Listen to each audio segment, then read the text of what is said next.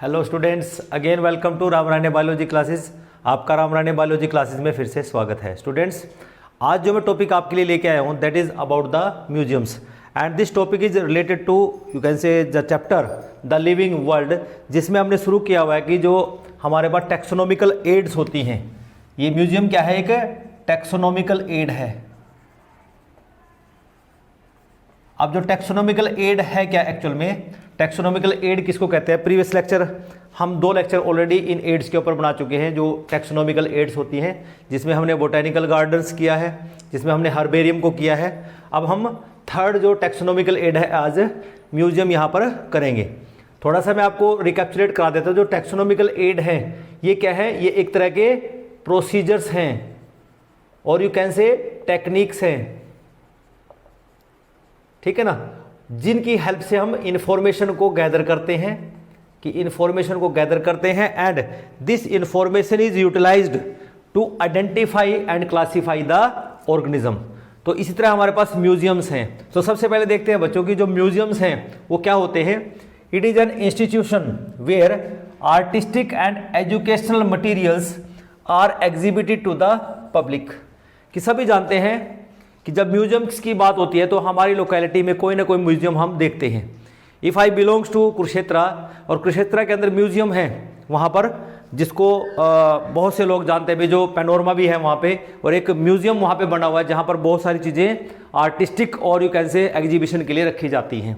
तो इसी तरह पब्लिक के लिए वो चीज़ें होती हैं, वहाँ पर उनको दिखाया जाता है। लेकिन आज का जो हमारा यहाँ ये टॉपिक है museum, it is totally related to the you can say taxonomical study of the living organism, जिसकी हेल्प से हम ये देख सकते हैं कि जो ऑर्गेनिज्म है उसको आइडेंटिफाई किया जाएगा और उसको क्लासिफाई किया जाएगा। Now the material available for observation and study are called collection. कि जिस मटेरियल को हम दिखा रहे हैं यू कैन से म्यूजियम में रखा गया है, वो ऐसा मटेरियल है जिसको हम क्या कहते हैं? कलेक्शन।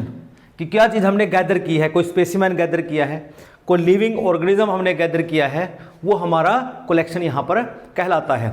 नाउ कलेक्शन में भी इंक्लूड क्या इंक्लूड कर सकता है? Scientific specimens. कि हम यू कैन से फील्ड में जाते हैं, वहाँ से कोई स्पेसिमेन लिविंग या यू कैन से उसका वर्टेब्रा हम वहाँ पे रखते हैं, या वर्क्स आर्ट हो सकती है which exhibits and information on the history और द टेक्नोलॉजी। कि जो तो हो सकता है कि साइंटिफिक स्पेसिमेन हो, या हो सकता है कि कोई वर्क ऑफ आर्ट हो, और यू कैन से exhibit and information on history और टेक्नोलॉजी। किसी टेक्नोलॉजी के बेसिस पे वो पर्टिकुलर यू कैन से थीम हमारा हो सकता है। तो चलिए बात करते हैं। ये तो हो गया म्यूजियम्स के बारे में कि म्यूजियम है क्या, जिसमें एक्चुअल में हम करते हैं। अब इसके फंक्शंस की बात कर लेते हैं कि जो म्यूजियम्स ये हम बात कर रहे हैं ये किस काम आते हैं, ठीक है ना। देखिए, सबसे पहला एक्विजिशन ऑफ द मटीरियल। कि जब भी म्यूजियम के अंदर कोई मटेरियल नया ऐड होता है तो इसका मतलब क्या है कि म्यूजियम के अंदर उसका एक्वायर्ड कर लिया गया, उसको एक्विजिशन कर लिया गया है। इसके लिए क्या करते हैं साइंटिस्ट? वो डिफरेंट फील्ड्स में जाते हैं और नए नए स्पेसिमेन जो हमारे म्यूजियम में रखे जा सकते हैं उनको कलेक्ट करते हैं। मीन टेक्नीशियंस होते हैं, एक टीम होती है जो इस एक्विजिशन को करती है, मीन्स मटीरियल का कलेक्शन करते हैं। Okay, now second is you can से recording of the material.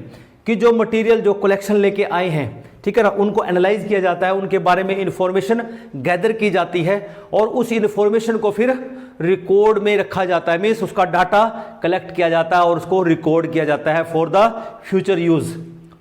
Third one is research preservation of the material. जब मटेरियल कलेक्ट किया गया है अब उसको प्रिजर्व भी किया जाएगा। कि जैसे हमने प्रीवियसली हर्बेरियम बनाया था, हर्बेरियम में आपको बताया था कि जो हर्बेरियम होता है उसमें हम सीड्स के ऊपर लीव्स को या प्लांट के पार्ट को क्या करते हैं?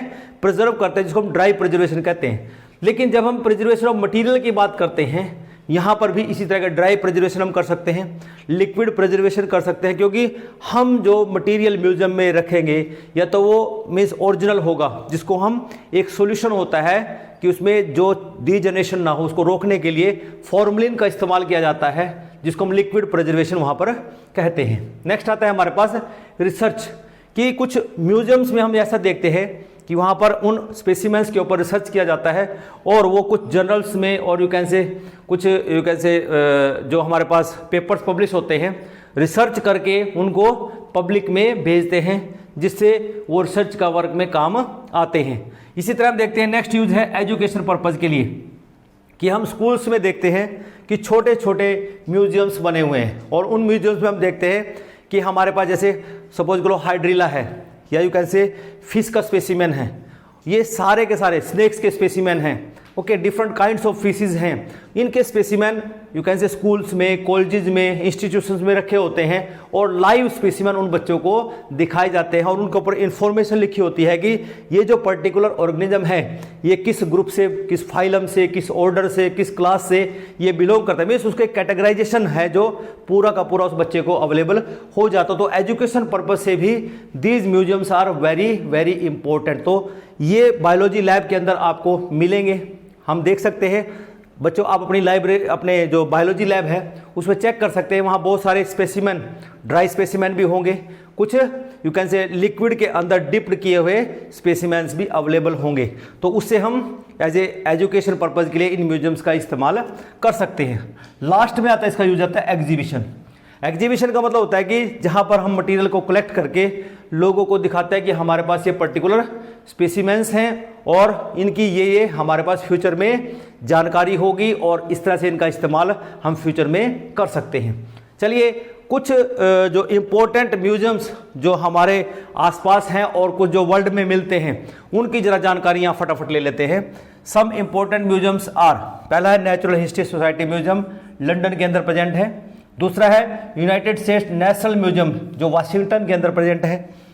National museum of anthropology, anthropology means कि ह्यूमन बींग से रिलेटेड, जो मैक्सिको सिटी के अंदर प्रेजेंट है। National museum of natural history society जो हमारे दिल्ली के अंदर प्रेजेंट है इंडिया में। प्रिंस ऑफ वेल्स म्यूजियम जो मुंबई के अंदर प्रेजेंट है। महाराजा सवाई मान सिंह सेकेंड म्यूजियम जो जयपुर के अंदर प्रेजेंट है। इस तरह Indian museum of Kolkata, these are the you can say some famous museums which are present abroad और you can say in India. तो आज के लिए बच्चों इतना ही करेंगे, इसी टैक्सोनॉमिकल एड को हम आज कर पाएंगे। अगला जो टैक्सोनॉमिकल एड हम नेक्स्ट डिस्कस करेंगे दैट इज जूलॉजिकल पार्क्स, उसके बारे में डिस्कशन होगा। तो स्टूडेंट्स, अगर आज का लेक्चर आपको अच्छा लगा तो मेरे चैनल को लाइक करें, सब्सक्राइब करें, और जो न्यू व्यूअर्स जुड़े हैं उनसे भी मेरी रिक्वेस्ट है कि मेरे चैनल को जरूर सब्सक्राइब करें और दूसरों के साथ शेयर जरूर करें। So till then have a nice day, thank you.